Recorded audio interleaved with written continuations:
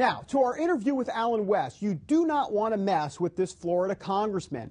He's a military man. He brings it strong to the rack every time he speaks. Well, recently I had a chance to sit down with him at the big conservative CPAC conference where we discussed the future of the Tea Party, holding on to the House, and the role God plays in his life. What's going on, do you think, inside the Tea Party now? Are they, what's the grassroots organized? It seems like there's a lot of... Well, just because you don't see it does not mean that it does not exist. It's kind of like the old Steve McQueen movie, The Blob. It can show up wherever it wants. It can generate energy and momentum, and then it can dissipate just as quickly as it appeared. And I think that from a strategic assessment perspective, you know, it's been very smart that they kind of just laid low, because this Occupy Wall Street movement popped up. Everyone was trying to say it's just like the Tea Party. And so they let the Occupy movement play out, and now look how people really have distanced themselves from this Occupy movement. So now I think you will see the resurgence of the Tea Party. Where does God fit into this equation for you? I know you... fits into every equation. You go into pulpits all across this, especially in that down in your... Well, when I get asked to go and speak at churches, I mean, it's about, you know, delivering a message. I was just recently asked to speak to a Christian men's group, and I based the talk from my daily devotional, which is called "In God We Still Trust." And I talked about how, you know, the Judeo-Christian heritage is still part of who we are from the founding fathers to today, and we must understand that. And I gave some quotes from some past leaders, to include presidents, that reaffirmed that. So, you know, God is always going to be part of the equation for my life. You have kind of a...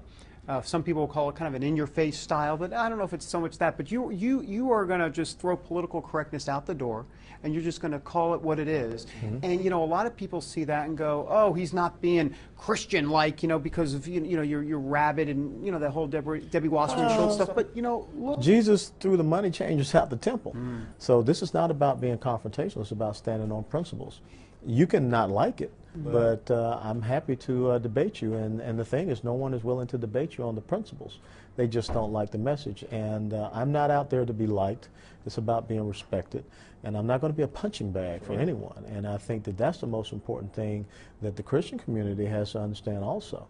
You know, if you don't want to stand up for that which you profess to believe in, well then guess what? They got a steamroller, and you'll become quite irrelevant. Interesting. Let me ask you one last question about the presidential race. What do you make of all of this? Romney, Gingrich, Santorum, it's all over the place right now. Yeah, it's all over the place. And I think about it, you know, Super Tuesday will be a delineator, and I think that's what we'll have to see what happens after that, because that's a big step.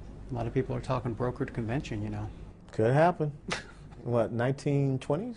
Yeah, well, I know in the Democrats, 1952. Yeah. So we'll see. Look, the American people have to make the decision, and if people can't get out there and solidify their support, then we will go to a brokered convention. And guess what? That's how our process works. How safe do you think the House is going to be in 2000? I think the House is going to be safe. I don't think anyone wants to see Nancy Pelosi back up there in the Speaker's rostrum. Thank you, sir. Thank you. That is Alan West here on the Brody File. You know,